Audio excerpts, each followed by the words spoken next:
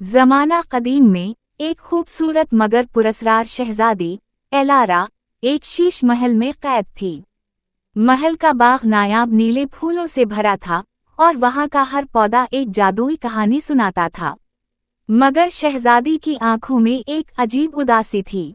वो दिन रात महल की खिड़की से बाहर देखती, जैसे किसी का इंतजार कर रही हो। कहते हैं कि इस महल पर एक कदीम जादू था और जब तक कोई खालिस दिल वाला शख्स शहजादी को सच्चा वादा ना दे, वो महल कभी ना टूटता।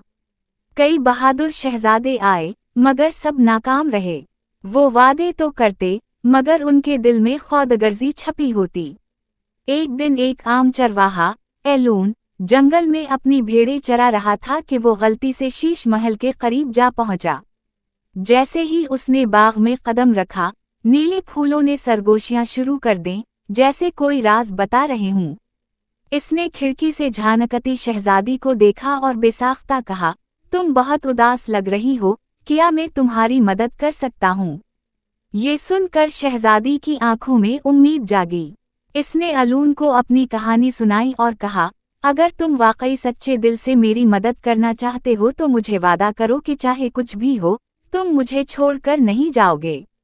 अलून ने बगैर किसी लालच के वादा किया और जैसे ही वो अल्फाज अदा किए, शीश महल लरजने लगा। नीले फूल चमकने लगे और महल की दीवारों में दरारें पड़ गईं। जादू टूटने लगा और महल की जकड़ टूट गई। शहजादी आज़ाद हो गई और अलून को एहसास हुआ कि सच्ची मोहब्बत और खुलूस ही सबसे बड़ा जादू है।